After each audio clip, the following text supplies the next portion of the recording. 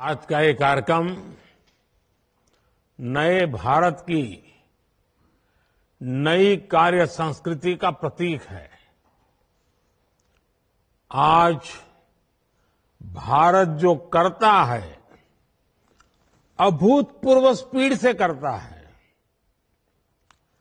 आज भारत जो करता है अभूतपूर्व स्केल से करता है। आज के भारत ने छोटे छोटे सपने देखना छोड़ दिया है। हम बड़े सपने देखते हैं और उन्हें पूरा करने के लिए दिन रात एक कर देते हैं।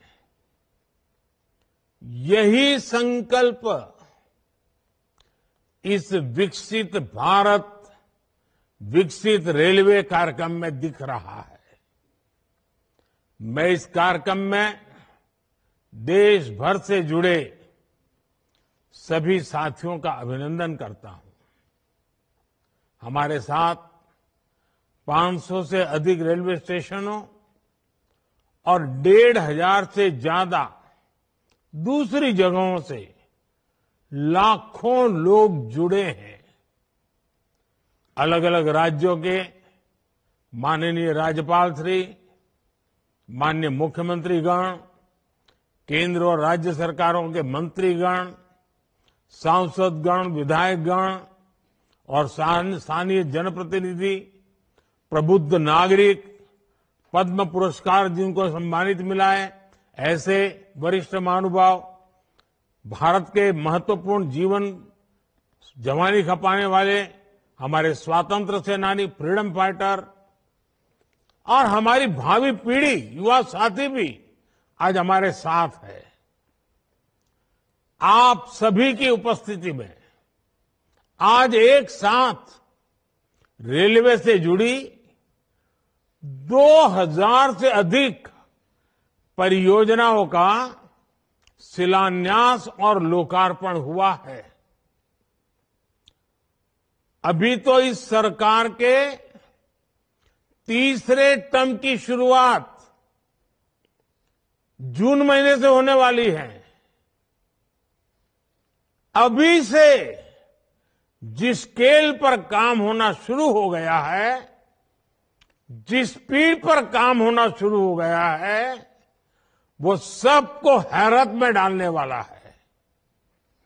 कुछ दिन पहले मैंने जम्मू से एक साथ आईआईटी, आईआईएम जैसे दर्जनों बड़े शिक्षा संस्थाओं का लोकार्पण किया। कल ही मैंने राजकोट से एक साथ 5 एम्स और अनेक मेडिकल संस्थानों का लोकार्पण किया। और अब आज का ये कार्यक्रम है, आज 27 राज्यों के करीब 300 से अधिक जिलों में 550 से ज्यादा रेलवे स्टेशनों के कायाकल्प का शिलान्यास हुआ है। आज यूपी के जिस गोमती नगर रेलवे स्टेशन का लोकार्पण हुआ है, वो वाकई कमाल का दिखता है।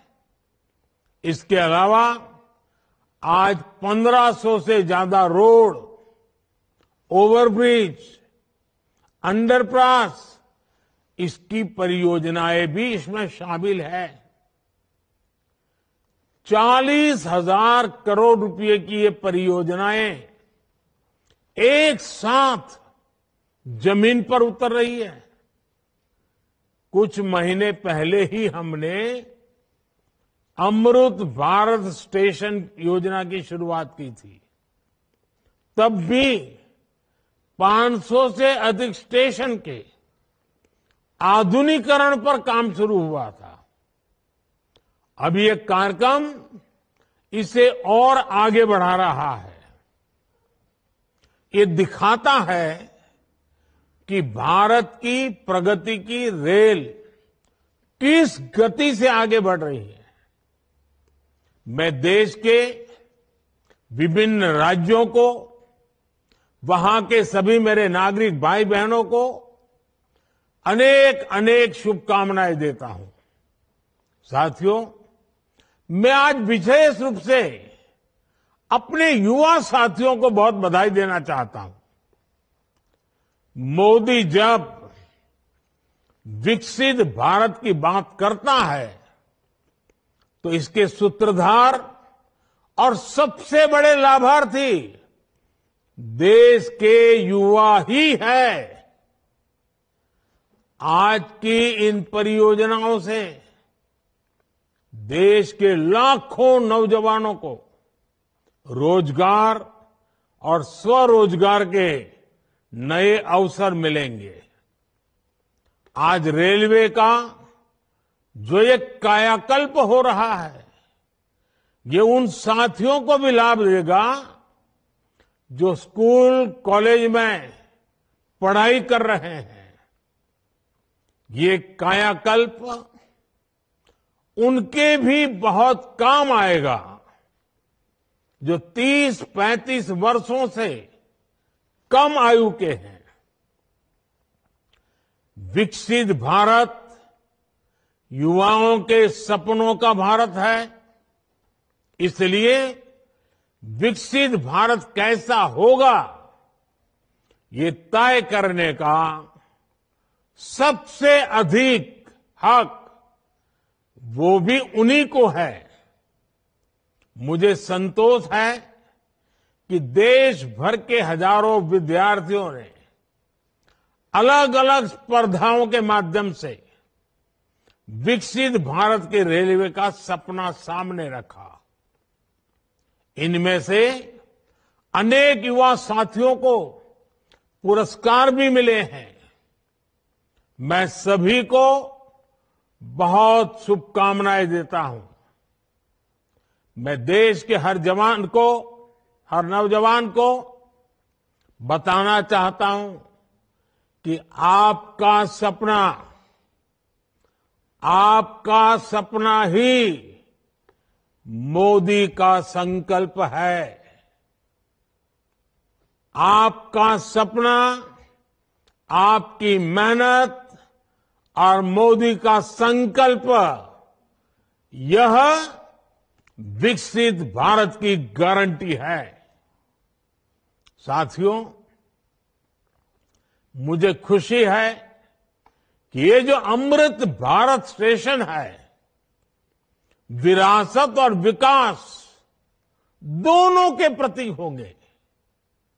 जैसे ओडिशा के बालेश्वर रेलवे स्टेशन को भगवान जगन्नाथ मंदिर की थीम पर डिजाइन किया गया है, सिक्किम के रंगपो रेलवे स्टेशन पर आप लोगों को स्थानीय वास्तुकला का प्रभाव दिखेगा। राजस्थान का सांगनेर रेलवे स्टेशन 16वीं शताब्दी की हैंड ब्लॉक प्रिंटिंग को दर्शाता है।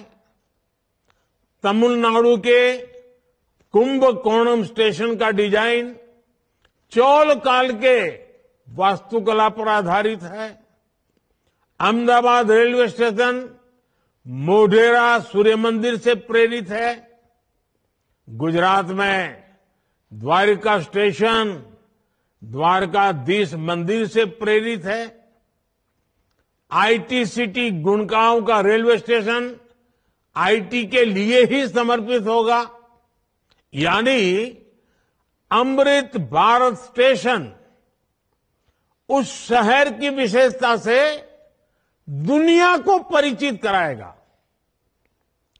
इन स्टेशनों के निर्माण में दिव्यांगों और बुजुर्गों, उनकी सुविधा का भी विशेष ध्यान रखा गया है। साथियों, बीते 10 वर्षों में हम सभी ने एक नया भारत बनते देखा है और रेलवे में तो परिवर्तन साक्षात हम अपनी आंखों के सामने देख रहे हैं। जिन सुविधाओं की हमारे देश के लोग कल्पना किया करते थे। लोगों को लगता था कि काश भारत में ये होता तो। लेकिन आप देखिए, जो कभी आप कल्पना में सोचते थे, आज हम आंखों के सामने होता हुआ देख रहे हैं। एक दशक पहले तक वंदे भारत जैसी आधुनिक सेमी हाई स्पीड ट्रेन के बारे में कभी सोचा था, सुना था? किसी सरकार ने कभी बोला भी था? एक दशक पहले तक अमृत भारत जैसी आधुनिक ट्रेन की कल्पना बहुत मुश्किल थी। एक दशक पहले तक नमो भारत जैसी शानदार रेल सेवा के बारे में किसी ने कभी सोचा नहीं था। एक दशक पहले तक विश्वास ही नहीं हो पाता था कि भारतीय रेल का इतनी तेजी से बिजलीकरण होगा। एक दशक पहले तक ट्रेन में स्वच्छता, स्टेशन पर सफाई, ये तो बहुत बड़ी बात मानी जाती थी। आज ये सब रोजमर्रा की जिंदगी का हिस्सा बन गए हैं। एक दशक पहले तक मानव रहित फाटक भारतीय रेल की एक पहचान बन चुकी थी, एक आम तस्वीर थी।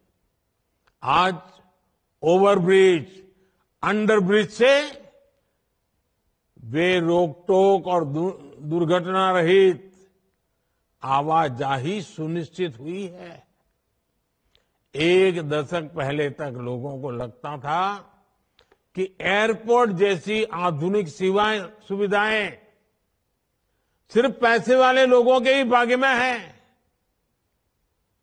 आज गरीब और मिडिल क्लास के लोग रेलवे स्टेशन पर भी एयरपोर्ट में जैसी सुविधा होती है ना, वो सुविधा रेलवे में सफर करने वाला मेरा गरीब भाई बहन भी उसका लाभ ले सकता है। साथियों, दशकों तक रेलवे को हमारे यहां की स्वार्थ भरी राजनीति का शिकार होना पड़ा। लेकिन अब भारतीय रेलवे देशवासियों के लिए ईज ऑफ ट्रैवल का मुख्य आधार बन रही है।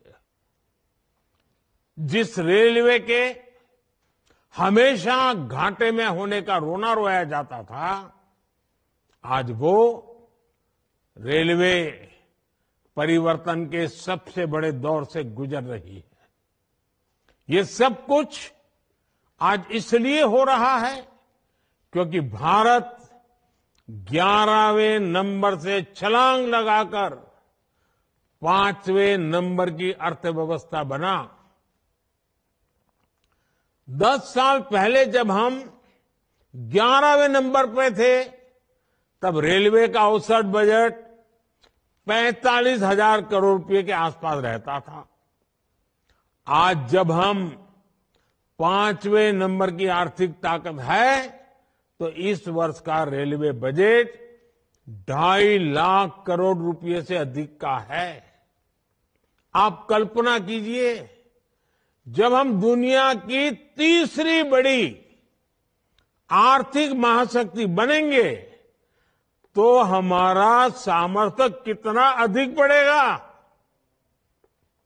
इसलिए मोदी भारत को जल्द से जल्द दुनिया की तीसरी सबसे बड़ी अर्थव्यवस्था बनाने के लिए जी जान से जुटा है। लेकिन साथियों, आपको एक और बात ध्यान रखनी है। नदी नहर में पानी चाहे कितना भी क्यों न हो, अगर मेड़ टूटी हुई हो तो किसान के खेत तक बहुत ही कम पानी पहुंचेगा। इसी तरह बजट चाहे कितना भी बड़ा हो, अगर घोटाले होते रहे, बेईमानी होती रहे, तो जमीन पर उस बजट का असर कभी नहीं दिखता। बीते 10 वर्षों में हमने बड़े बड़े घोटालों को, सरकारी पैसे की लूट को बचाया है। इसलिए बीते 10 वर्षों में नई रेलवे लाइन बिछाने की गति दोगुनी हो गई। आज जम्मू कश्मीर से लेकर नॉर्थ ईस्ट तक ऐसे स्थानों तक भी भारतीय रेल पहुंच रही है जहां लोगों ने कभी कल्पना भी नहीं की थी। ईमानदारी से काम हुआ तभी 2,500 किलोमीटर से अधिक डेडिकेटेड फ्रेट कॉरिडोर का काम हुआ है। यानी आपने टैक्स के रूप में, टिकट के रूप में जो पैसा दिया, उसकी पाई पाई आज रेल यात्रियों के हित में ही लग रही है। हर रेल टिकट पर भारत सरकार करीब करीब 50% डिस्काउंट देती है। साथियों, जैसे बैंक में जमा पैसे पर ब्याज मिलता है, वैसे ही इंफ्रास्ट्रक्चर पर लगी हर पाई से कमाई के नए साधन बनते हैं, नए रोजगार बनते हैं। जब नई रेल लाइन बिछती है तो मजदूर से लेकर इंजीनियर तक अनेक लोगों को रोजगार मिलता है। सीमेंट, स्टील, ट्रांसपोर्ट जैसे अनेक उद्योगों, दुकानों में नई नौकरियों की संभावनाएं बनती हैं। यानी आज जो ये लाखों करोड़ रुपए का निवेश हो रहा है, ये हजारों प्रकार के रोजगार की गारंटी भी है। जब स्टेशन बड़े और आधुनिक होंगे, ज्यादा ट्रेनें रुकेगी, ज्यादा लोग आएंगे, तो आसपास रेहड़ी पटरी वालों को भी इससे फायदा होगा। हमारी रेल छोटे किसानों, छोटे कारीगरों, हमारे विश्वकर्मा साथियों के उत्पादों को बढ़ावा देने वाली है। इसके लिए वन स्टेशन वन प्रोडक्ट योजना के तहत स्टेशन पर विशेष दुकानें बनाई गई हैं। हम रेलवे स्टेशनों पर हजारों स्टॉल लगाकर उनके उत्पाद बेचने में भी मदद कर रहे हैं। साथियों, भारतीय रेल यात्री सुविधा ही नहीं है, बल्कि देश की खेती और औद्योगिक प्रगति का भी सबसे बड़ा वाहक है। रेल की गति तेज होगी तो समय बचेगा। इससे दूध, मछली, फल, सब्जी ऐसे अनेक उत्पादन तेजी से मार्केट पहुंच पाएंगे। इसमें उद्योगों की लागत भी कम होगी। इससे मेक इन इंडिया को, आत्मनिर्भर भारत अभियान को गति मिलेगी। आज पूरी दुनिया में भारत को निवेश के लिए सबसे आकर्षक माना जा रहा है। इसका एक बड़ा कारण ये आधुनिक इंफ्रास्ट्रक्चर भी है।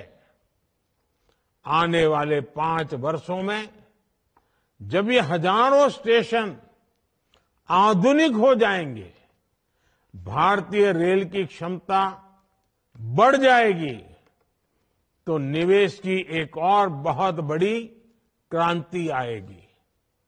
भारतीय रेल को अपने कायाकल्प के इस अभियान के लिए मैं एक बार फिर अनेक अनेक शुभकामनाएं देता हूं और सभी देशवासियों को भी एक साथ इतना बड़ा कार्यक्रम का हिस्सा बनना, एक ही कार्यक्रम में लाखों लोगों का जुड़ना, सभी आदरणीय मुख्यमंत्रियों का समय निकालना, गवर्नर जी का समय मिलना, ये अपने आप में आज का ये कार्यक्रम शायद हिंदुस्तान में एक अनेक प्रकार की नई संस्कृति को लेकर के आया है। मैं मानता हूं ये रचना बहुत ही उत्तम प्रकार की आज के कार्यक्रम में रचना बनी है। आगे भी